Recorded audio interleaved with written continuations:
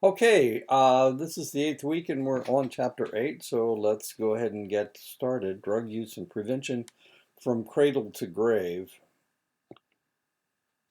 Maybe. There we go. Psychoactive drugs from birth to death. A fetus is exposed to heroin through the umbilical cord after an addicted mother shoots up. And of course, this happened to my great great nephew, and it was his mother, of course, my great niece that was shooting up. 14-year-old is offered MDMA at a party to get rolling. Rolling, rolling, rolling. Sorry, killed a fly. College student troubled by bulimia makes herself throw up 5 times a week. Maintain that weight. Young mother with 3 children hides in her room to smoke crack. What's more important, the crack or the kids? It turns out to be the crack. 28-year-old IV methamphetamine user infects his girlfriend with HIV when having sex using a contaminated needle. But he's cool, so who cares? In one office, one worker is taking Klonopin to deal with the anxiety, while another takes Prozac to combat depression. A mother with grown children battles boredom and empty nest syndrome by compulsively playing poker machines. A 50-year-old salesman on the road smokes and drinks to cope with loneliness.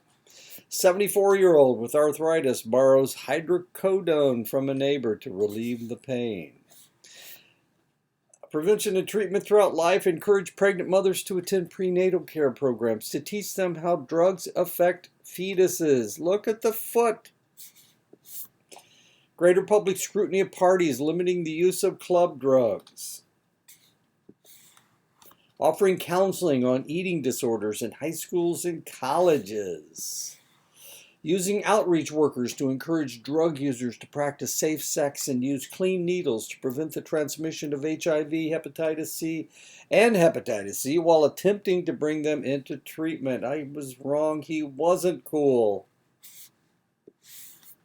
Doing an intervention to get a heavy drinking sales representative into an employee assistance program or an EAP.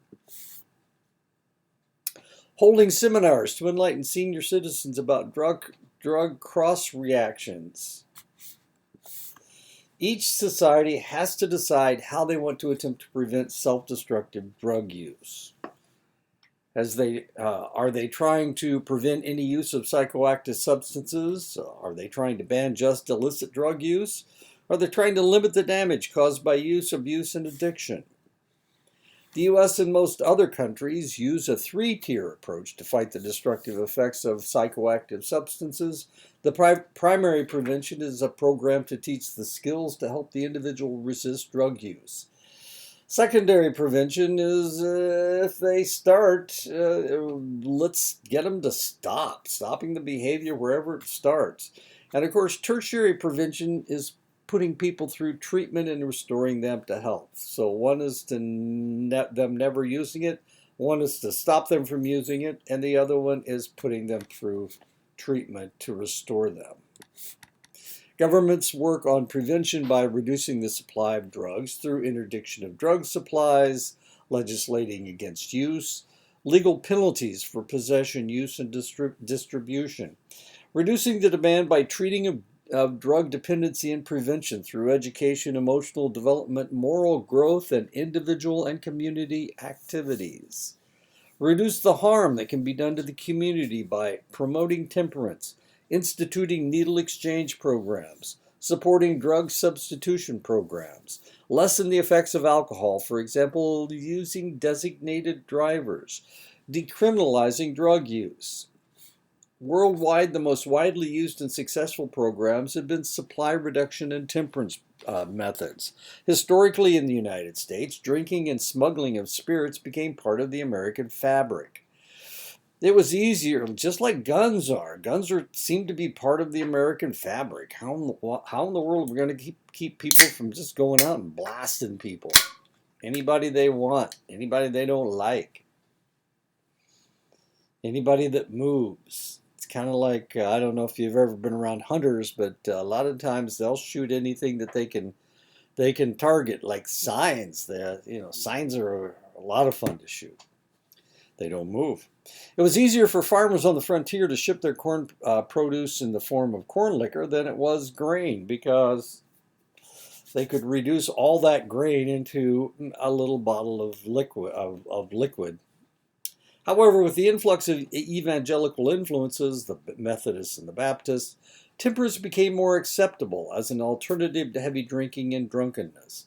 Such behavior came to be seen as destructive, sinful, and immoral. An effort was made to get drinkers to switch from hard spirits to weaker beer, wine, and hard cider. Dealing with the problem of alcohol consumption has been a continuing problem in the United States, fluctuating between moderation and forced abstinence. And that's when prohibition kicked in from 1920 to 1932. As a country, use and the responsive movements have waxed and waned in 70-year cycles since the beginning of our history. In 1780, Dr. Benjamin Rush tried to legislate control over distilled spirits. In 1850, temperance movements supported replacing distilled spirits with more benign drinks like cider and wine and beer. In 1920, prohibition of alcohol was enacted, and in 1990, legal drinking age was raised to 21 nationwide. And if the states didn't comply, they lost all of their funding for roads. And one state didn't comply. It was Louisiana. And by golly, we used to have to drive through Louisiana from time to time, and their roads were just horrible. Did the 18th Amendment work? 18th Amendment is the one that prohibited the manufacture and sale of alcohol. Alcoholic psychosis admissions to state hospitals in New York and Massachusetts was cut nearly in half. Deaths due to cirrhosis of the liver were cut in half during Prohibition.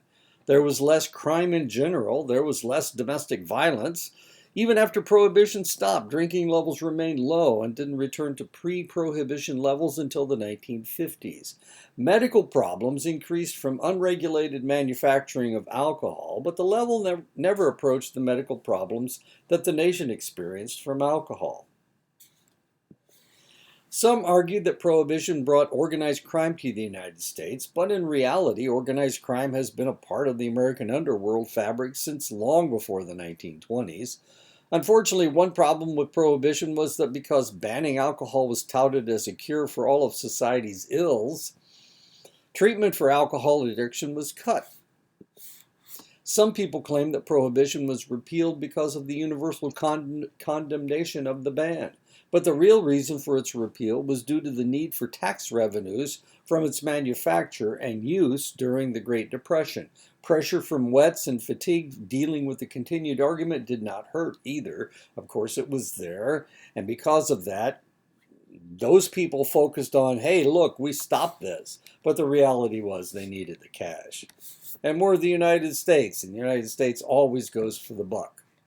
In 1962, before the Civil Rights Movement hit its stride and before the Vietnam War, only 2% of the American public used illicit drugs. However, with the aforementioned social movements and an era of civil disobedience streaking through the youth of the 60s and 70s, 31% of the population was using illicit drugs. During this time, knowledge-based programs were started to teach about pharmacological effects, causes of addiction, health effects of drug use, legal penalties. There was no evidence that information alone causes changes in behavior, despite the fact that those of us in education would like to think it does. Skill building and resiliency programs, as more research is being done, it was discovered that there were obvious psychological and developmental factors that predispose select individuals to drug use. Programs aimed at these individuals targeted social skills that might protect the individual from experimentation. Skills that addressed risk factors that might lead to drug abuse included general competency building, training in self-esteem, social acceptable behavior, decision-making, self-assertion, problem-solving, vocational skills, coping resistance skills, developing self-reliance, confidence, inner resources. Skill building and resiliency programs, reinforcing protective factors and resiliency, build on natural strengths that people already have available: their optimism, their empathy, their insight, intellectual competence, self esteem, direction or purpose in life, determination, supportive friends and family, opportunities to belong to meaningful groups. Address and reverse risk factors. Risk factors associated with future substance use disorders should be examined with the focus being to seek strategies to minimize their development. Early aggressive oppositional disorder, poverty, lack of parental supervision, dysfunctional drug abusing peers. And we all know who those guys are. They're the ones smoking pot out around on the backside of the school. The cool guys.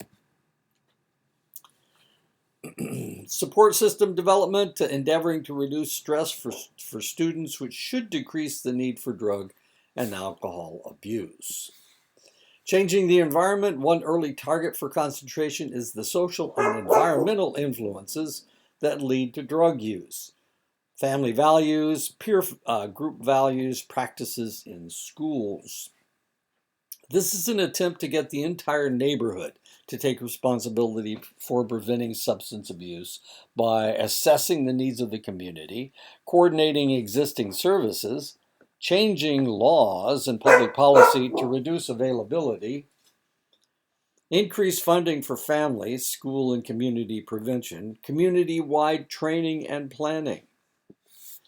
The public health model for prevention sees addiction as a disease. The user is a genetically predisposed host. The environment contributes to the problem. The drug is introduced, causing the disease. Prevention involves disrupting the relationship between one or more of these factors. The family approach. This approach sees addiction stemming from family dynamics. Families are bolstered through family support, skills training, therapy, and parenting programs. This approach focuses on the family rather than the environment. Supply reduction seeks to decrease drug abuse by reducing the availability of drugs and is the responsibility of state and local police departments, the Department of Justice, which includes the FBI, the Bureau of Prisons, the Immigration Naturalization Service, and the Drug Enforcement Agency. Treasury Department includes the ATF, the Alcohol, Tobacco, and Firearms Department, the Internal Revenue Service, and the Customs Service. Department of Transportation is part of it as well, as is the Department of Defense, the DoD. The responsible agencies reduce drug supplies by interdicting drug smugglers, manning law enforcement activities at border crossings, limiting the supply of precursor chemicals, disrupting criminal gangs and organized crime, passing more severe laws, increasing community police officers, disrupting money laundering and seizing assets, supporting local and state police in high-volume drug areas, supporting the anti-drug efforts of foreign countries, enacting treaties to work towards supply reduction. Drug laws in the United States have evolved to curtail the supply and use of illicit drugs. Long prison terms and forfeiture of assets have been used to discourage suppliers and manufacturers of drugs. Users are discouraged by facing stiffer and increased jail time. Possession of paraphernalia adds to the length of time spent in jail. Many states, including California, enacted 3 strikes laws in the 1980s, which mandated life imprisonment if an individual committed 3 felonies in their lifetime. Since 1980, prison populations have tripled.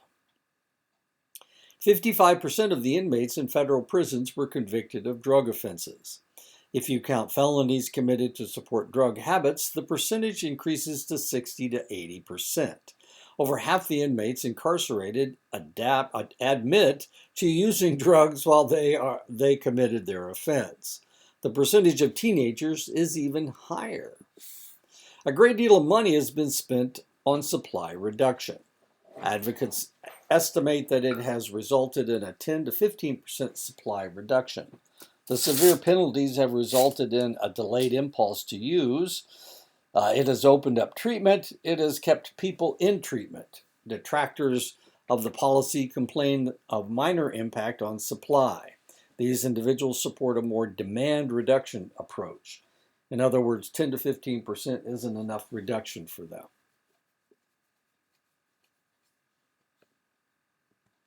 Demand reduction involves the three tiers of prevention. Primary, by promoting abstinence. Help young people refuse drugs. Delay the age of first use. Encourage healthy non-drug alternatives. The age of first use is the strongest predictor of drug or alcohol use.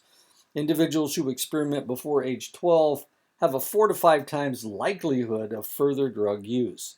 And then, of course, there's the secondary and tertiary. Secondary prevention seeks to halt drug use once it has begun. This tier of prevention adds intervention to the primary strategies of education and skill building.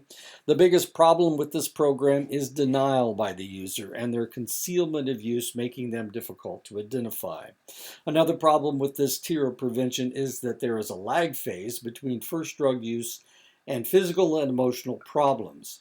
The user feels that the educational programs are overstated, and you'll hear that a lot. The tertiary prevention seeks to provide treatment for the user to restore them to health.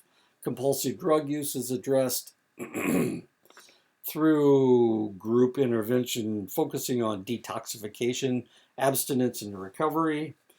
Cue extinction therapy that desensitizes the user to people, places, and things that trigger use.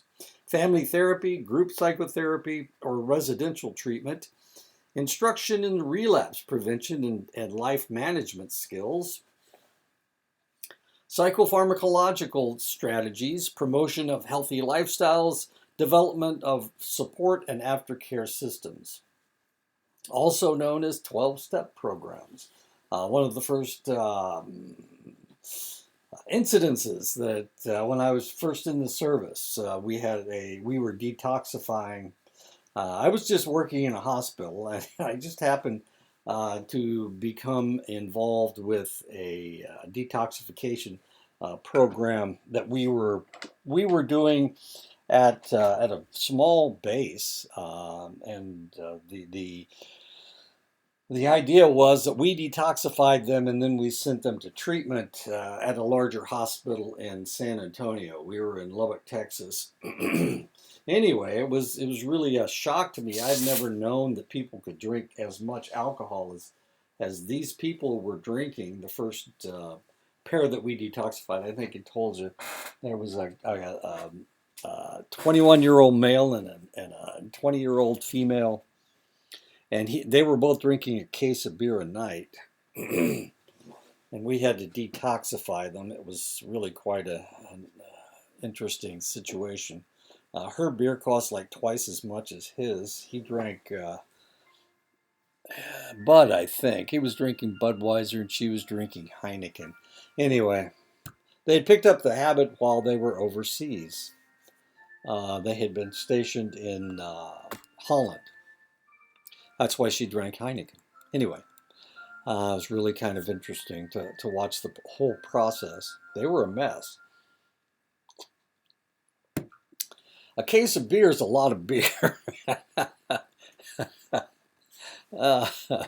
That's quite a bit. Anyway, tertiary programs result in decreased drug use of abstinence in 40 to 50% of the cases. 74% reduction in crime. 1,400,000 people receive treatment nationwide every year. 7 million people are estimated to need treatment nationwide every year. And now that we have an opioid problem, it is probably much higher than that. Not all programs seek abstinence. Harm reduction programs recognize that recovery is difficult and many will relapse before they're able to live their lives drug-free. This technique focuses on minimizing the personal and social problems caused by drugs. 3 harm reduction programs, needle exchange programs to reduce the spread of HIV and hepatitis C. bleach distribution programs to reduce the spread of HIV and hepatitis C, legal drug substitution for illegal drugs. The replacement of heroin with methadone is a good example of the drug exchange program. Harm reduction programs have also proposed some controversial ideas. They accept the fact that people will experiment with drugs and they want to educate them to use drugs responsibly, decriminalizing or even legalizing illegal drugs, treat addicts by reducing their usage to the manageable level rather than seek abstinence, allow addicts to design their own intervention and treatment programs. Some of the most lucrative advertising on television is advertising for alcoholic beverages. By 1996, hard liquor was not advertised on television, only beer.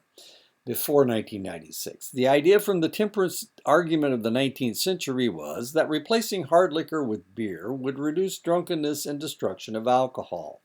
However, more people die from cirrhosis of the liver caused by beer than cirrhosis caused by hard liquor.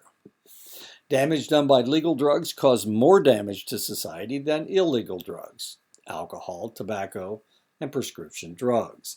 Advertising for these drugs brings new users into the fold every year. Facts to remember about prevention: there are no quick fixes, and sometimes there are no fixes. Prevention will never be complete because there will always be new potential users to convince. Prevention campaigns become progressively more difficult in time because they have already reached the easy sells. No single approach has been shown to work consistently. Legalization of medical marijuana will make it more and more difficult to control all drugs. When we see depictions of drug addicts in the media, they are often portrayed as weak, bad, stupid, crazy, immoral, poor, disenfranchised. 1/3 of the homeless have a drug or alcohol problem. This only represents about 5% of the addicts in the United States. The truth is that whites are the most likely to have either a drug or alcohol problem. African Americans are just as likely as whites to have a drug problem, but the least likely to have an alcohol problem. Hispanics are the least likely to have a drug problem. People in low-income areas are less likely to receive treatment and more likely to be incarcerated for their drug use. More affluent people are more likely to receive treatment and probation. 53% of the individuals in prison for drug crimes are African American. 26% of those in prison for drug crimes are white. Among the highest paid occupation in the United States, physicians, they are as likely to be addicted as the general population, though they are more likely to be addicted to prescription drugs. Members of Mensa, the organization of geniuses, and gifted high school students have high rates of addiction. Members of the clergy have high rates of alcoholism. While addiction rates fluctuate with attempts to curtail use, over the last 40 years, the age of addicts has declined with the age of first use. Between 1991 and 2005, the number of 8th through 10th graders who used marijuana increased 60%. Juvenile arrestees testing positive for drugs other than alcohol ranged from 48 to 65% in 2005. It is estimated that 18.6% of infants are exposed to alcohol in the womb. 4.5% of fetuses are exposed to cocaine. 17.4% of fetuses are exposed to tobacco. Fetal alcohol syndrome is the third most common birth defect and the leading cause of intellectual disability in the United States. And I saw all of this when I was working at Children's Hospital in Omaha. Not pretty, especially alcohol and cocaine. Tobacco, it's not as bad, but I'll tell you, the alcohol and cocaine is pretty grotesque. Drug use during pregnancy can create nutritional and obstetrical complications: anemia, sexually transmitted diseases, diabetes, high blood pressure, neurological damage, weakened immune system, poor nutrition, hepatitis C exposure, endocarditis, HIV and AIDS exposure. 80% of infants born with HIV in the United States were born to mothers who were IV drug users or the partners of men who are IV drug users. Worldwide, the figure is 90%. Unfortunately, the life expectancy of a child born with HIV is only 2 years. With AZT treatment for the pregnant mother, rates of HIV infection drop from 25% to 8%. Pregnant addicts often live chaotic lifestyles that don't afford time or the wherewithal to seek or accept prenatal care or medical intervention. When the addict is an adolescent, the individual is at greater risk and even less likely to seek treatment. Other problems are likely because of her physical, emotional, and behavioral immaturity. Besides the effect of the drug on the fetus, the mother's toxic environment often has deleterious effects on the fetus and the mother. Poor nutrition, blood-borne infections, domestic violence, sexually transmitted diseases. Most psychoactive substances readily cross a placental barrier, meaning that the tiny infant is exposed to the same drugs at the same level as the mother. After birth, the drugs will be passed to the baby in the mother's breast milk. Because of the excessive organ and brain development, the first 12 weeks, the first trimester, is the most critical period in the baby's life. Drugs used during this time period can change the baby both physically and mentally. However, since the brain continues to grow throughout gestation, neurological damage can be done at any juncture during gestation. If heroin or cocaine is used during the last trimester, they might cause premature birth. If the baby is born after the mother has used drugs on a regular basis, the neonatal period will be fraught with intoxication, withdrawal, and eventually developmental or learning delays. If the infant is given concentrated care after birth, they will manage to catch up with their non-drug exposed peers, potentially by toddlerhood. Alcohol has one of the most devastating effects on a fetus of all the drugs. The effects of alcohol have been studied more than any other psychoactive substance because of its prevalence and the general acceptability of the drug. When a mother drinks during pregnancy, the possible effects on the fetus are referred to as FASD, fetal alcohol spectrum disorder. The most severe form of FASD is fetal alcohol syndrome. Fetal alcohol syndrome is characterized by physical abnormalities, mental abnormalities, and behavioral abnormalities. These babies are born to mothers who drank heavily during their pregnancy. Growth of the fetal alcohol syndrome fetus occurs in the womb. Reduced height, reduced weight, reduced head circumference, reduced brain growth, reduced brain size, facial deformities, shortened eyelids, thin upper lip, flattened midface, shallow groove in the upper lip, heart problems, limb problems, delayed intellectual development, neurological abnormalities, behavioral problems, visual problems, hearing loss, balance and gait problems. Part of the FASD are less severe disorders, the alcohol-related neurodevelopmental disorders, alcohol-related birth defects.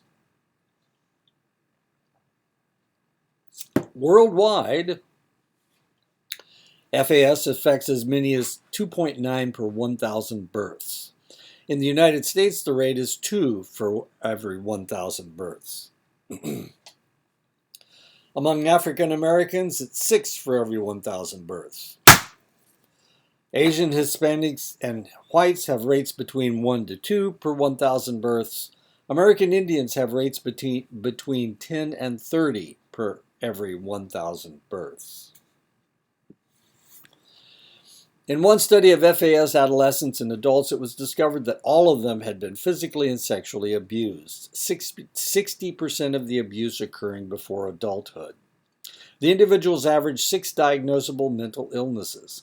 Select ones had 10 or more mental illnesses. Fetal alcohol syndrome.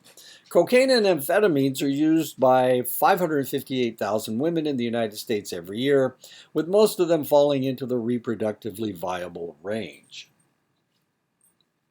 In the 1980s, when cocaine use was at its peak, it was estimated that 4.5% of all babies born in the United States were exposed to cocaine in the womb.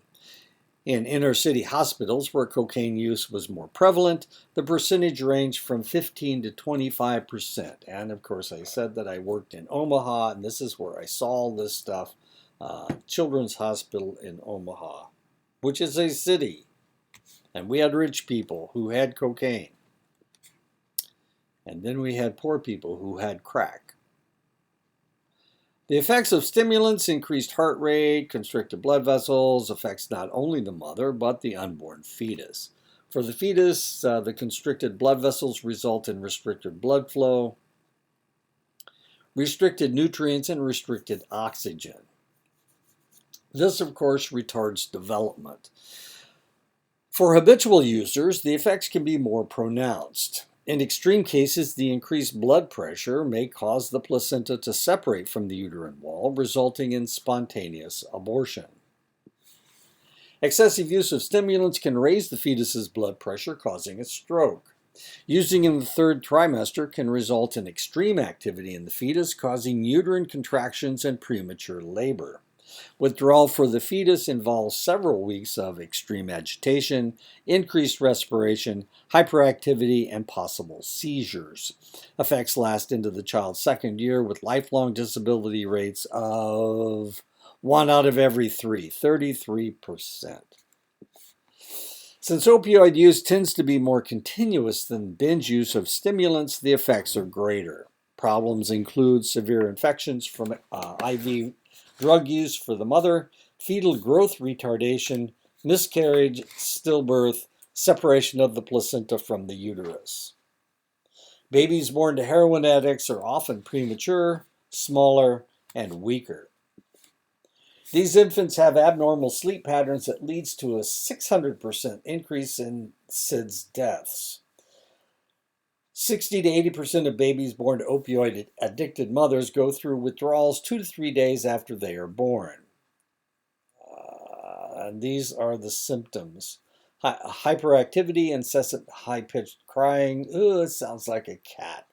Increased muscle tone, irregular sleep patterns, increased respiration, poor suckling, failure to thrive, irritability, sweating, tremors, diarrhea, sneezing, vomiting, and death. Marijuana is used by 5 to 17% of pregnant women during their pregnancy. A longitudinal study of marijuana-exposed fetuses in Canada showed that. And so why did this study come out of Canada? Because in the United States, it's been illegal to smoke pot. But in Canada, it wasn't. And so that's why the study was done in Canada, where they would admit that they were smoking pot. Okay, so this is what happened to the infants that were exposed to marijuana. Poor short-term memory and verbal reasoning at age 3. Continued poor memory through childhood. Lowered verbal performance through childhood. Impulsive hyperactive behavior. Conduct problems, distractibility, poor executive function. Geez, that sounds like ADHD, doesn't it? The problem with marijuana is the same as the problem with any other drug smoked. It decreases the oxygen, it irritates alveoli and bronchi in the lungs, it decreases your weight, and it sends you through withdrawals, abnormal responses to visual stimuli, increased tremulousness, easily startled, high-pitched cry. Fetal effects, category A, vitamins other than A. No fetal risks, so you're okay with vitamins. Category B, acetaminophen and ibuprofen, no fetal risks. Category C, most medications, no fetal risks. Category D, anti-seizure benzodiazepines and tetracycline. Tetracycline is an antibiotic. It's an acne medication primarily. Fetal risk, but the risks are considered appropriate to the need of the mother. Category X, teratogenic, Accutane, which is strong doses of tetracycline, and vitamin A. Fetal risks are too great for the benefits. Any medication prescribed for a pregnant woman should be closely monitored. Use of NSAIDs, nonsteroidal anti-inflammatory drugs, can elevate the pregnant mother's blood pressure. Benzodiazepines can accumulate in the fetus's blood, even at safe levels for the mother. Because of the fetus's small system, it will take longer for the infant to clear the drugs from his system and may be born addicted. Because of the slowness in clearing the infant's system, the baby will be born with withdrawals that may persist for weeks. At the turn of the 20th century, women rarely smoked. In 1920, only 5% of pregnant women smoked.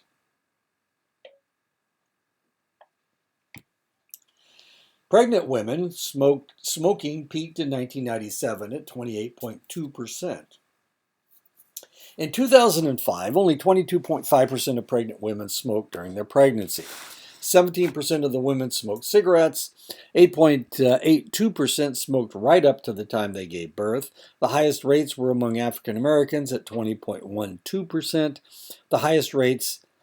The second highest rates were among whites at 14.2%.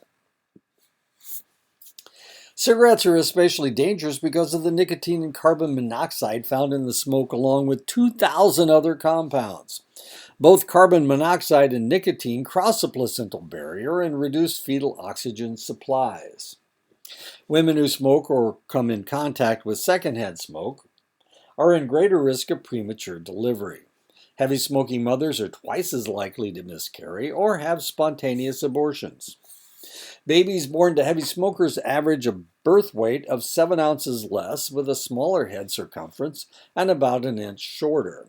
With heavy smokers, there is a higher incidence of cleft palate, congenital heart defects, minor nerve and brain defects, higher incidence of sudden infant death syndrome, weaker sucking reflex, a depressed immune system, and more respiratory infections. Caffeine is a common drug taken in by pregnant women in tea, coffee, and soda pop. In one study, 75% of the babies born had caffeine in their system at birth. Infants tend to have lower tolerance for caffeine than adults. Caffeine seems to have no long-lasting effects on the child, though the physicians warn pregnant women away from its use during pregnancy. And my own daughter, when she was pregnant at 42, she knew that this was her only shot, and she stayed away from all the bad stuff. Especially caffeine was one of them, of course. Prevention of damage should start as soon as the woman discovers that she is pregnant. Physicians will ask the woman about her 4 Ps. Parents, did either of the woman's parents have a problem with drugs or alcohol? Partner, does the woman's partner have a problem with alcohol or drugs? Past, has the woman ever drunk beer, wine, or liquor? Pregnancy, in the month before the woman knew that she was pregnant, did she smoke cigarettes, take drugs, or drink beer, wine, or liquor? If necessary, the woman can be treated for her dependence. The most frequently abused drug, 46.5% among high school seniors, tobacco, 21.6%, marijuana, 18.3%, smokeless tobacco, 6.1%, painkillers, 3.8%, amphetamines, 3.7%, tranquilizers, 2.7%, cocaine, 2.5%, inhalants, 1.5%, hallucinogens, 1.5%, MDMA 1.3%, steroids 1.1%, heroin 0.4%, any illicit drugs 22.1%. In the last 30 years, tobacco and alcohol use has actually declined, while marijuana use has primarily stayed the same. School environment has the greatest influence on drug and alcohol use. If the individual can reach the age of 21 without smoking and drinking, they probably never will start. Of the people who experiment with alcohol or tobacco, more susceptible to peer pressure maybe, 85.7% are still smoking in the 12th grade. If they have been drunk sometime in high school, 83.3% are still getting drunk. If they have ever tried marijuana, 76.4% are still toking. Adolescents who use marijuana weekly are 6 times likelier to cut class or skip school. One of the great oxymorons of adolescents is that while they think of their own thoughts as beyond question and their lives as invulnerable, they commit some of the most ill-advised acts that can sometimes lead to death. Intoxication, intoxication in driving, intoxication in having sex. 70% of teen suicides involve alcohol. 50% of date rapes involve alcohol. 40% of the drownings involve alcohol. How dumb can you be? And that's the answer right there. Alcohol and drug use among adolescents has a great deal to do with crime. More than half of the juvenile males arrested test positive for one or more illegal drugs. Marijuana is the most frequently found drug among these individuals. I thought it was supposed to make you mellow. Why in the world are these people committing crimes? No answer. One of the major reasons people use psychoactive substances is to delay taking care of their problems. When this happens with an adolescent, they may not learn to deal with life's conflicts until they are deep into adulthood. They have prolonged the maturation process. Factors that lead an adolescent to use psychoactive substances: being subject to physical, sexual, or emotional abuse, being mentally or emotionally disturbed, lacking self-esteem, peer group encouragement to use drugs.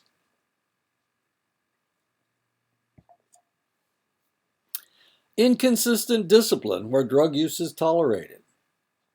Dropping out of school, getting caught in the juvenile justice system, getting pregnant, living in poverty, lacking alternative activities, being in a school that does not control drug problems. Factors that help children avoid drugs: strong sense of family participation and involvement, family position on drugs, alcohol, and sex that the child can adopt as their own, strong spiritual sense and community involvement, attachment to a clean and sober adult role model. There are programs that have been developed to help school-age children K through 12 stay away from drugs and alcohol. The DARE program, the Drug Abuse Resistant Education Program, 16 to 17 week sessions conducted by uninformed police. Uniformed police to the 5th and 6th graders. Dare to Be You, the DTBY, Family Matters, Lion's Quest skills for adolescents, and I did academic research on Lion's Quest, as weird as that sounds, when I was working for the RAND Corporation in Los Angeles. Multisystemic therapy, MST, New Beginnings program, project towards no drug abuse, seeking safety, life skills training, increases social skills to help resist peer pressure. All the programs to help prevent drug abuse are similar. They all involve a coordinated effort among family members, teachers, and other school officials. These school-based programs tend to teach life skills, resistance education, and normative education. Normative education aims at correcting erroneous beliefs about the prevalence and the acceptability of alcohol and drug use among an individual's peers.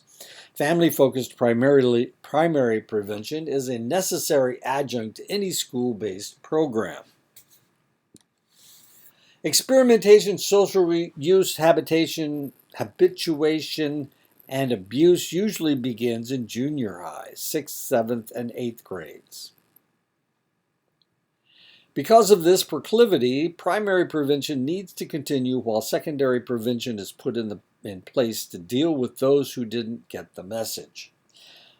School personnel and families should be trained to recognize drug use and how to deal with the consequences.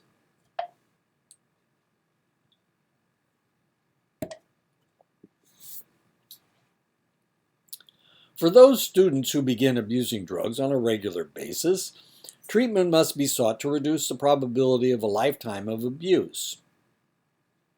Such a program is a positive behavioral intervention and supports adjustments to the environment to reduce the problem, building in general competencies and teaching replacement skills, implementing consequences to promote positive behaviors and deter problems, crisis management or relapse plan.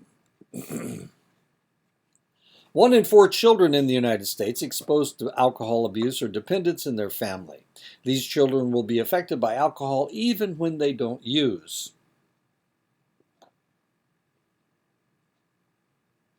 These children may play different roles in their family. Hero or model child tries to bring pride to the family. Problem child demands attention and is the most likely to use psychoactive substances. The lost child, shy and sidesteps problems by avoiding family and social activities. And the mascot or family clown.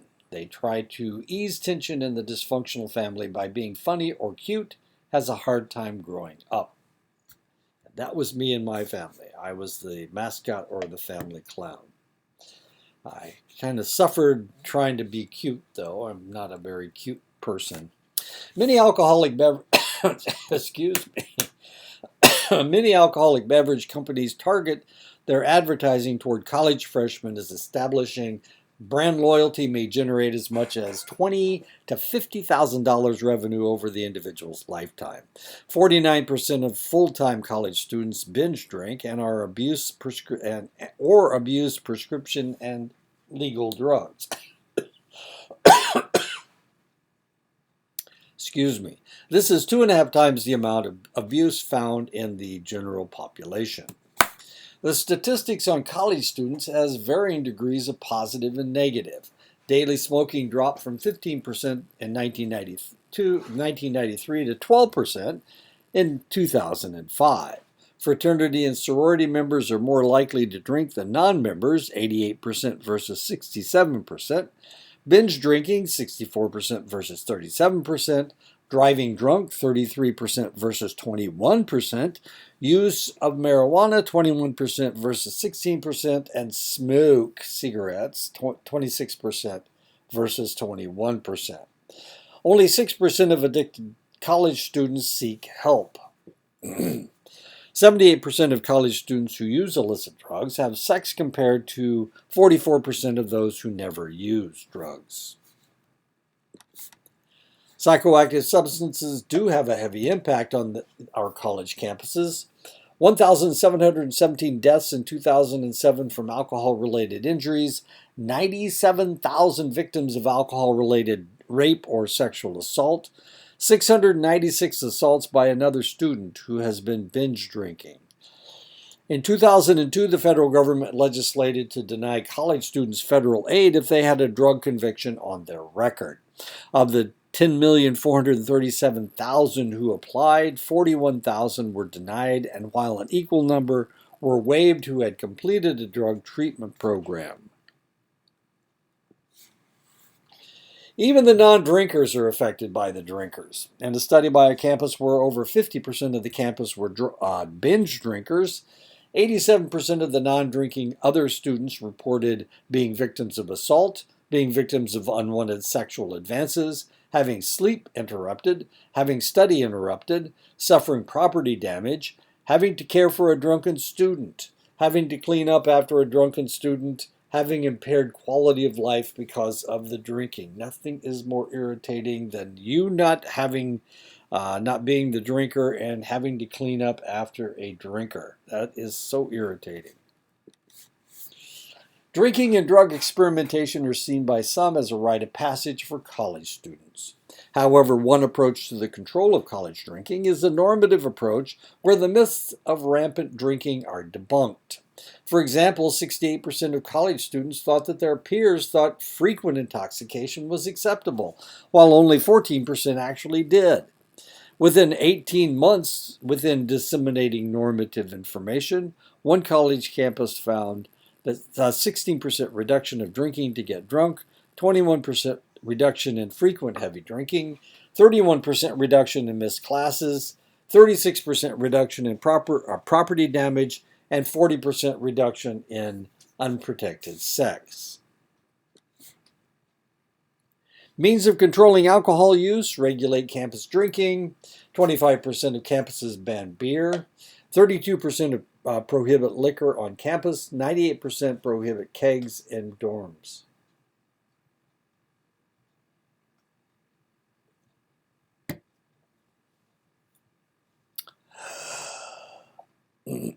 Provide alcohol, tobacco, and drug-free dorms, wellness halls. 2/3 of the campuses offer such dorms. Prohibit alcohol at campus events and fraternity sorority parties. Announce and enforce campus alcohol and drug policies.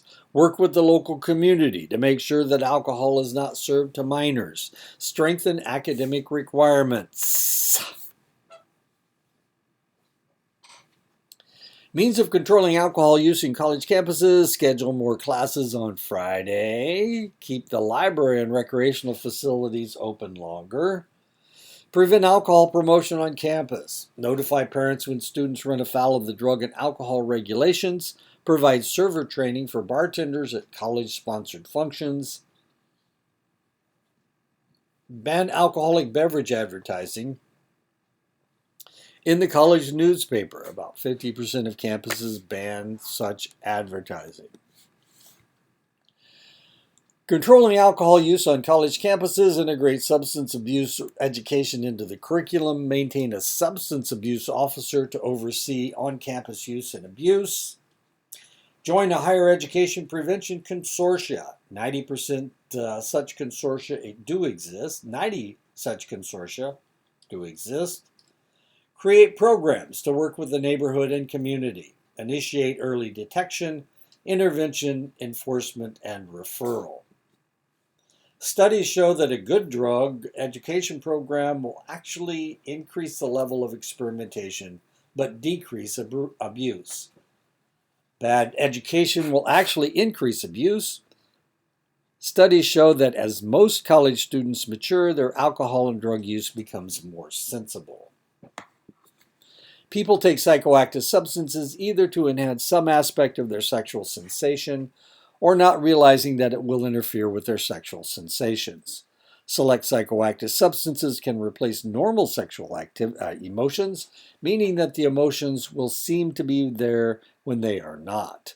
Intimacy, comfort, love for one's children, release from anxiety. Those are the things that they will not replace. Love, sex, and drugs: a glass or two of wine to get in the mood. A cigarette after sex. Why would that work? Why would a cigarette after sex work? Well, because when you have sex, you have an engorgement, you have an increase in blood pressure, you have an increase in blood flow, and cigarettes are vasoconstrictors, and so they make your blood vessels smaller and return you to normal faster. As weird as that sounds. A popper to intensify an erection or orgasm. Amphetamines to delay ejaculation. Marijuana to enhance the newness of a situation. Ecstasy to increase empathy. Drugs are desirable when the individual feels a physical, social, or emotional deficit. Through aging, maybe they're shy, maybe they lack confidence, maybe they have diminished desires, maybe they have diminished abilities. Unfortunately, the same drugs, when used long-term, may create the reverse effect: lack of sexual interest, physical depression, inability to achieve an erection, inability to achieve an orgasm. Drugs may trigger sexual aggression, sexual harassment, rape, child molestation, high-risk sexual behavior. There was a guy on the Fort Belknap reservation who, when he drank whiskey, he wanted to have sex with little boys. It was just stupid. So people were keeping him away from whiskey, and then at his birthday party, somebody bought him a bottle of whiskey, as stupid as that sounds. And what did he do? He went to his neighbor's house and he molested a 9-year-old boy. As stupid as that sounds.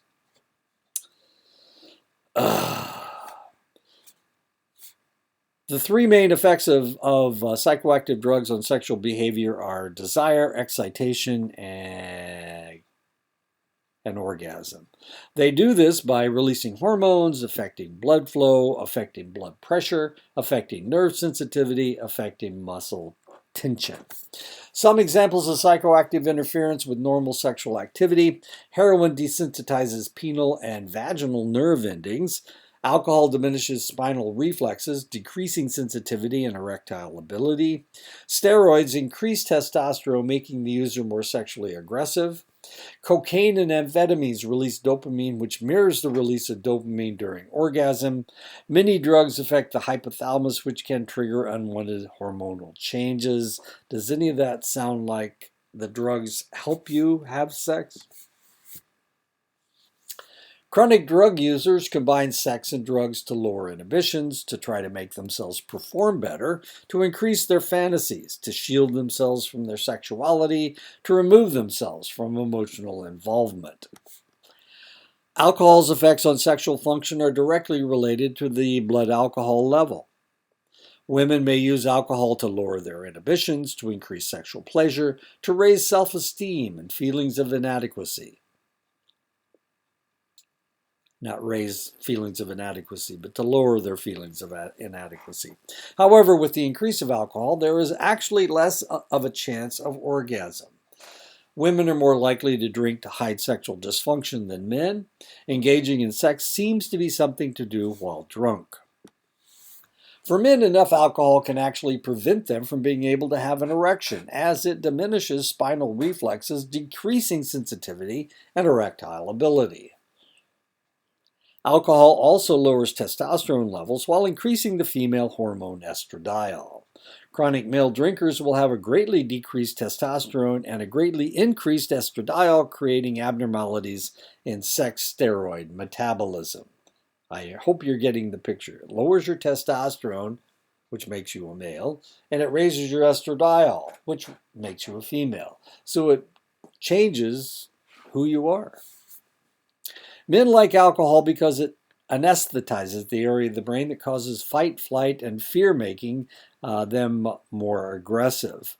However, it does lower testosterone, making men more likely to act asexual. In one study of heavy drinkers, 60% reported being impotent. In other words, they couldn't have sex. Heavy male drinkers.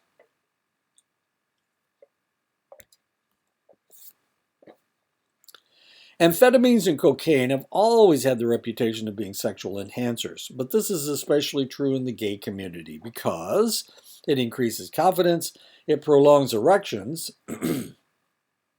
it increases endurance, and it intensifies orgasms. This is especially true of methamphetamine, which lasts longer in the individual's system. Amphetamines and cocaine can greatly intensify the pleasurable feelings that an individual gets from sex. Unfortunately, with continued use in sexual situations, the intensity lessens. As dysfunction begins, the individual will seek to use more and more of the drug to achieve normal sexual functioning.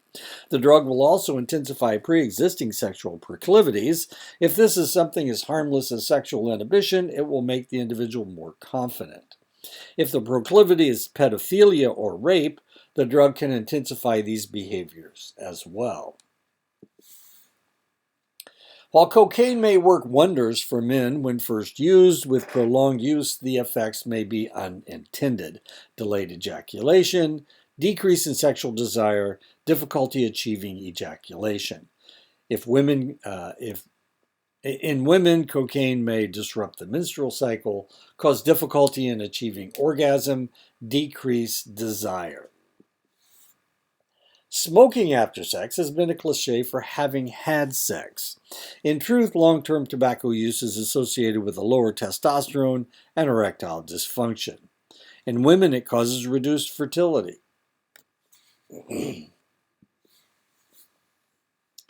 The opioids are depressants and so may act to lower an individual's inhibitions when first used in concert with sex. However, with prolonged use, long-term users report impaired performance and a decrease in sexual drive. In one study, the degree of impotence among males was 39%, jumping to 53% when the individuals were actually using the drug. Whoops, wrong direction. Some of the sedative hypnotics have been touted as sexual enhancers.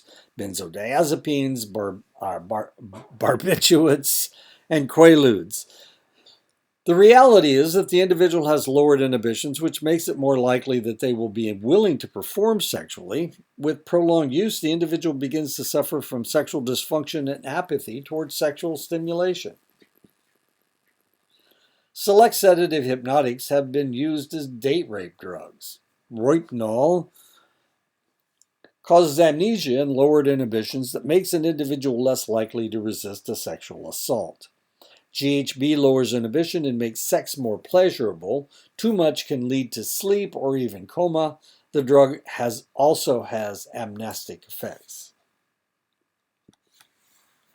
Marijuana's effects have much to do with the attitude of the individual when smoking, much like LSD. In a pleasant social situation like a party or on a date, the drug will make people less inhibited and more relaxed, making it more likely that they will do things that they wouldn't normally do. Research looking at marijuana in a controlled setting found that the drug inhibited orgasm, but not desire. The biggest problem with chronic marijuana use is that the user does not learn to have sexual relations without being stoned. MDMA and MDA give their users a warm feeling toward others and induces heightened sensual awareness. However, the heightened sensual awareness does not enhance the ability to have an erection. As well, orgasms are more difficult to achieve. Sexual excitement is unlikely when high on the drugs. If this response is going to occur, it is usually as the person is coming off the drugs.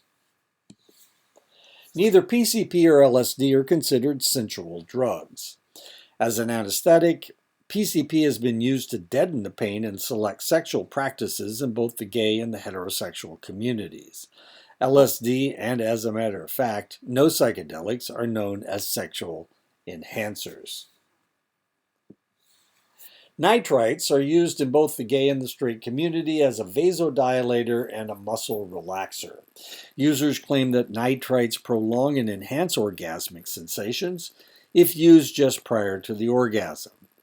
Like Viagra and other ED medications, nitrites act as vasodilators, promoting penile erection.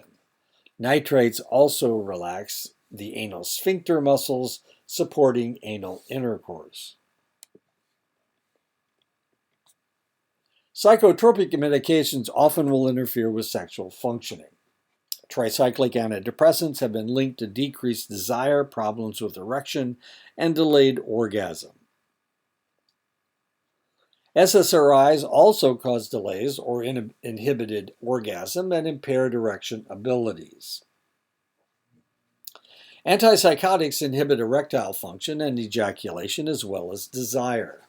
With heavy doses of lithium, desire decreases and individuals report having difficulty maintaining erections.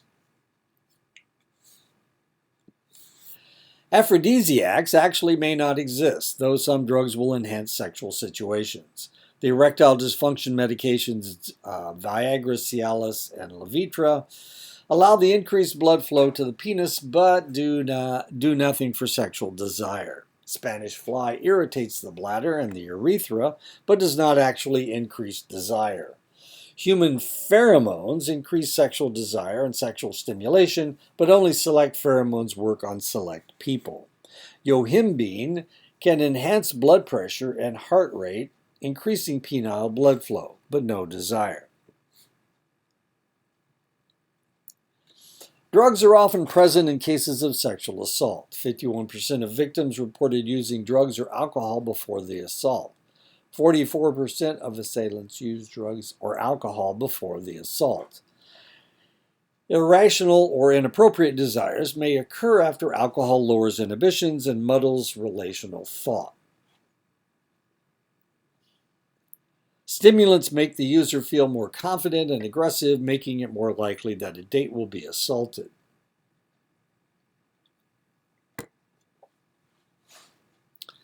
Sedatives lower inhibitions, making women more susceptible to assault.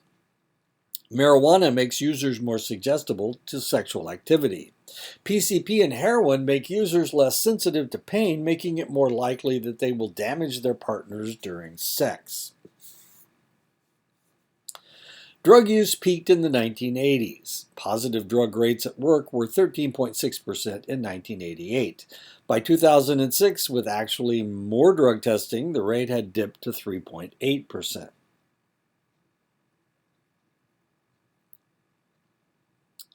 The lower drug use levels at work may be due as much to drug users avoiding companies that drug test as drug usage at work has declined. Estimates are that 8.2% of all workers use illegal drugs. 8.4% of full-time workers are heavy alcohol users.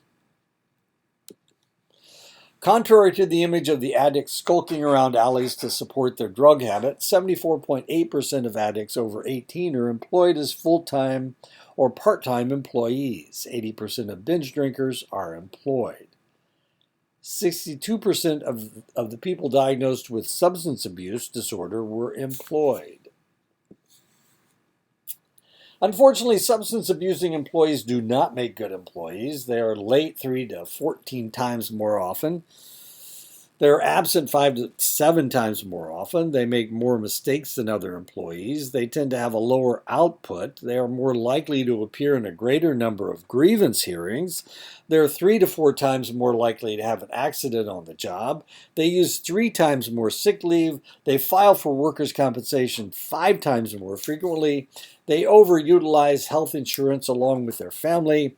They cause premiums to increase for medical insurance. They endanger the health and well-being of the co-workers. The most common drug found in employee samples: marijuana, 48.8%, cocaine, 16.4%, amphetamines, 9.3%. 26% of people tested for cause tested positive. The area of the country that was the most likely to have positive drug tests was in the rural South. Again. The Employee Assistance Programs, EAPs, are programs established to help employees become better employees by providing treatment and counseling when needed.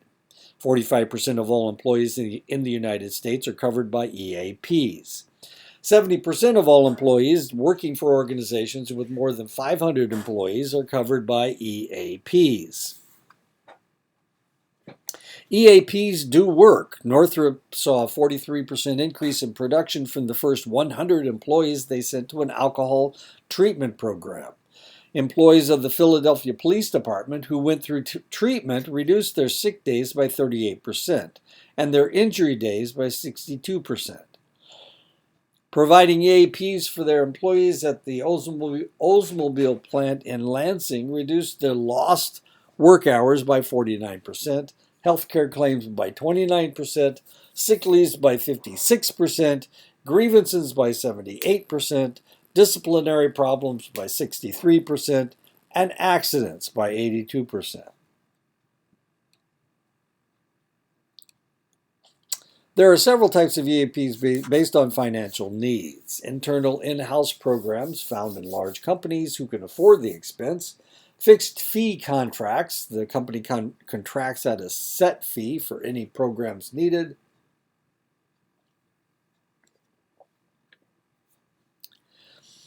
Fee-for-service contracts. The company contracts with an outside EAP on an as-needed basis. Consortia, smaller employers get together to contract with an outside EAP service, and peer-based programs. Peers and coworkers provide the needed services. The military has been at the forefront of drug testing since the war in Vietnam. In the late 1970s, drug testing in Europe peaked at 1 in 3 soldiers testing positive for illicit drugs. And I was in Europe at that time, and I was one of the guys doing the testing. That was one of my jobs, was drug testing. That was a lot of fun, watching people urinate into a cup. In 1980, 27.6% of the soldiers in the military tested positive for illicit drugs. By 1998, the level of illicit drug use in the military dropped to 2.7%. By 2005, the level had been cut by more than 100% to 1.11%. Intense drug testing can be credited for this success, and you are welcome. The military has maintained a reputation for heavy drinking since its inception. It wasn't until after Vietnam and the drug control movement that the military began concentrating on curbing instead of promoting alcohol use. In 1980, the level of heavy drinking in the military was 20.8%. By 1998, the level had been cut to 15.4%. At present, the level has actually increased to 17.1%, higher than the general public at 12%. The highest rate of alcohol abuse in the military is in the Marine Corps branch. The lowest level of alcohol abuse is in the Air Force, with the other three branches of the military, the Army, Navy, and Coast Guard, somewhere in the middle. The Air Force was the first branch of the service to crack down on drug and alcohol abuse, and they have been at the forefront of drug and alcohol abuse among the services. The first military EAP was the Air Force's Alcohol and Drug Abuse Prevention and Treatment Program, ADAPT. The Army soon followed with the Army Substance Abuse Program, ASAP, and the Navy's Navy Alcohol and Drug Abuse Prevention Program, NADAP. The military's programs have been so successful because the military has almost absolute power over all military personnel. They can conduct urinalysis testing whenever or wherever they choose. If a military member refuses to comply to either drug testing or drug rehabilitation, the military can charge them with disobeying a direct order and can discharge them from the service without any retirement pay. Whoops. With the influx of reservists and National Guard members into active duty with the hostilities in Afghanistan and Iraq, the DoD instituted the following drug policies: 100% random testing of all active duty personnel, conduct random drug testing on all military personnel within 72 hours of entering active service, separate positive testing personnel from the military, zero tolerance, test the mandatory test panel to include new drugs, maintain 100% mandatory testing for DoD civilian personnel. There is a reason why drug testing has shown a 66% drop in positives from 1988 to 2004. Self-reporting positives have increased 30%. Drug users will avoid applying for jobs at businesses that require a drug test. There are ways to beat the drug test, though most of them depend on a non-observant specimen collector, and I was not a non-observant specimen collector. By golly, if those dumb people wanted to use drugs, I was going to catch them, and by golly, I did. I caught a lot of them. Is that a good thing or a bad thing? Well, it's good for the military because they needed to start controlling those individuals. It was bad. In Europe, it was horrible. I mean, 1 out of every 3 people, especially Army personnel, were testing positive. It was bad. Reasons for drug testing include pre-employment testing, for-cause testing, random testing, post-accident testing, periodic testing, rehabilitation testing for criminals or on probation, testing for compliance of addicts and treatment, testing by medical examiners to determine cause of death. 12 states allow for testing of welfare recipients. The most widespread testing is in the military, of course, federal government employees, pre-employment drug testing, in public safety positions, transportation, drug treatment facilities. Drug testing can be conducted on any substance from the body, urine, blood, hair, saliva, sweat, or tissue if necessary. And of course, you don't want to do it on tissue because that means you had to cut something off, and that usually means the individual was dead when it happened. Usually, the most common is urine, of course. Standard drug testing tests for amphetamines, cannabinoids, cocaine, opioids, phencyclidine, PCP, and alcohol. Other drugs that can be added to the testing: barbiturates, benzodiazepines, methadone, propoxyphene, also known as Darvon, and methaqualone. Drugs that are normally not tested for but can be added if suspected: LSD, fentanyl, psilocybin, MDMA, the designer drugs. Methods of testing include thin layer chromatography.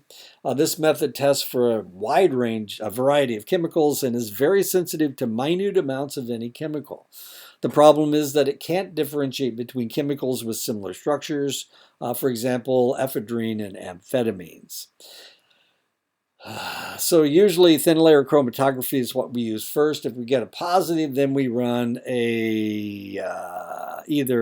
well, it all depends on where you are and what equipment you have, but you might use any three of these: the enzyme multiplied immunoassay technique, the EMIT, the radioimmunoassay, which is what we use, the RIA, and the enzyme immunoassay, the EIA.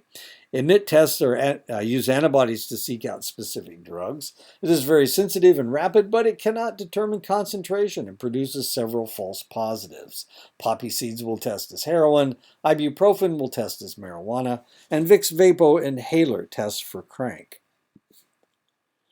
Gas chromatography or mass spectrometry combined in gas liquid chromatography. This system is the most sensitive, accurate, and reliable method of drug testing. This system is so accurate because the technique actually breaks each chemical into its fragments and then reads the fragments. This method eliminates false positives and false negatives because it not only identifies the chemical structure of the drug, but it cross-references it with the metabolites that it produces. This test is very expensive and requires highly trained operators, and I have done gas liquid chromatography and mass spectrometry. Hair analysis can be done as most chemicals taken into the body are represented in the keratin of the hair follicle. Hair analysis tells the tester what drugs have been used while that specific hair follicle has been alive. Radioimmunoassay tests are run on the hair follicle. Confirmation is done with gas chromatography and mass spectrometry. Drugs can be detected on saliva, sweat, and on the breath. These tests are easier to obtain as they are less invasive, but they also only serve as screening tests and are prone to contamination. The alcohol breathalyzer is a good example of a breath test. Follow-up tests should always be done to confirm any results. There are many factors that influence the length of time a drug will remain detectable in a person's system: what type of drug it is, absorption rate, metabolism, rate of distribution in the body, excretion rate, and the method employed for testing. Detection ranges of psychoactive drugs: alcohol 3 to 5 days, amphetamines 2 to 4 days, methamphetamines 2 to 4 days, barbiturates 24 hours, clonazepam, 40 to 80 hours, diazepam, which is Valium, 7 to 30 days. Cocaine, crack cocaine, 6 to 8 hours. Meth, 2 to 3 days. Marijuana, single use, 1 to 3 days. 4 joints a week, 4 to 7 days. Daily use, 10 to 15 days. Chronic heavy use, 1 to 2 months. It stays in your system that long. It's fat soluble. Nicotine, 12 hours. Opioids: buprenorphine, 48 to 56 hours. Buprenorphine conjugates, 5 to 7 days. Codeine, 1 to 2 days. Heroin, 2 to 4 days. Hydromorphone, also known as Dilaudid, 2 to 4 days. Methadone, limited use, 2 to 3 days. Methadone maintenance, 7 to 9 days. Morphine, 2 to 4 days. Oxycodone, also known as OxyContin, 2 to 4 days. Propoxyphene, also known as Darvon, 2 to 8 days. Chronic heavy use can be detected several months. Oh, this is PCP that we're talking about. LSD and its metabolites, 2 to 4 days. Ecstasy, 30 to 48 hours. Drug testing does seem to be reliably accurate, but it is not infallible. False positives can happen when dextromethorphan has been misidentified as opiates. Some herbal teas have been known to test cocaine positive. Poppy seeds from baked goods have been misidentified as opiates. Errors have also been found after testing personnel mishandling specimens. However, the most common laboratory errors are false negatives. Specimens can be manipulated by the testee to create a negative test when the testee is actually positive. Clean urine can be introduced into the specimen by concealed containers. Urine injection into the bladder. This is somebody else's urine that you're shooting into your bladder. And catheterization, of course, and that's the same situation. Substances that have been introduced into the urine to mask the drug present with more than questionable results include aspirin, golden seal tea, niacin, zinc sulfate, bleach, clear, water, ammonia, Drano, hydrogen peroxide, lemon juice, liquid soap, vinegar, Visine, and we found them all. Of the people over 65, 83% take at least one prescription drug per day. 30% take 4 drugs or more a day. 17% of people over 60 in the United States abuse alcohol and legal drugs. Unfortunately, our society doesn't pursue elder drug abuse and alcoholism as fervently as they do these problems in younger individuals. Only 37% of elderly alcoholics are identified as compared to 60% of younger abusers. Drugs do not work the same in the system of an elderly individual as they do with someone who is younger. Enzymes in the elderly tend to be less active than in younger people. This tends to make drugs more potent in older people. For example, the loss of liver enzymes means that an individual 70 years or older will get the same effect from 10 milligrams of Valium as a 21 taking a 30 milligram dosage. The most frequently abused drugs after alcohol for the elderly are hydrocodone, Vicodin, narcotic cough syrup, Darvon and other opioid analgesics, prescription sedatives such as Klonopin, over-the-counter sedatives, over-the-counter sleep aids, Prozac, Zoloft, and Buspar. While not everyone takes their medications in the prescribed manner, the elderly tend to have more problems than others. That's mainly due to memory. Overuse, taking more or many different types of drugs than prescribed. Underuse, failing to take appropriately prescribed drugs or the correct dosage. Erratic use, failure to take drugs in the right dosage or at the right time. Contraindicated use, incorrect drug being used causing an adverse reaction or drug inactivity. Abuse and addiction, using drugs for non-medical purposes despite negative consequences. Common drugs abused by elders, nicotine, of course. 94% of all 430,000 premature deaths from smoking are people over 50. Tobacco's effects are actually more pronounced in the elderly because of their inability to clear toxins as they did when they were younger. Elderly smokers have twice the mortality rate of cardiovascular disease than non-smoking elders. Caffeine, the average consumption of caffeine for the elderly is 200 milligrams. That's about 2 cups of brewed coffee. Caffeine toxicity can be seen at doses as low as 100 milligrams. When seniors use excessive caffeine, it can lead to the loss of bone density, increasing the possibility of hip fractures. The most prevalent problem among the elderly is alcohol. 6 to 11% of elderly hospital admittance show signs of alcoholism. ER visits find 14% of the elderly seen show signs of alcoholism. 20% of the elderly in psychiatric wards are alcoholic. 49% of the elderly in nursing homes are alcoholic. Because of the presenting medical problems, alcoholism is often overlooked by medical personnel. Alcohol affects the elderly so much more seriously than a younger individual because less efficiency of the liver, decrease in body water, increase in sensitivity to alcohol, decrease in tolerance to alcohol, a decrease in the metabolism of alcohol in the gastrointestinal tract. Lower amounts of alcohol will lead to intoxication for the elderly. Over-the-counter medications can cause the elderly problems. Sedatives contain antihistamines for their sedating effect, and the liquid forms have more alcohol than wine. Unisom, Sleep Ease, Nitol, and Sominex.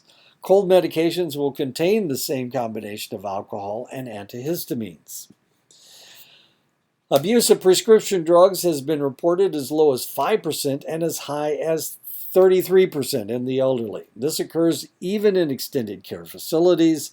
Benzodiazepines are used by 71% of elderly between 50 and 65, and 33% of those over 65. These drugs can cause confusion and falls. Abuse of prescription opioid analgesics has increased by 500% since 1990. OxyContin, hydrocodone, Vicodin, Lortab, Norco. While few think of the elderly as drug abusers, of the total hospital admissions for the elderly, 20% are directly due to the prescription or over-the-counter drug reactions exclusive of alcohol and illicit drug admissions. 20% of the elderly were regular drinkers and continued to exceed controllable amounts. 12% of men, 2% of women. 80% of senior arrests are for drunkenness. Primary prevention for the elderly. The elderly need to be educated as to the changing effects of alcohol and drugs as they get older and the increased dangers of excessive use. Secondary prevention with this age group involves recognizing the early stages of alcohol and drug addiction and appropriate interventions and tactics. Tertiary prevention treatment for the elderly involves a slower pace of therapy focusing on patience and reassurance. And that is the end of the lecture, just before I fell asleep. Okay, that's good.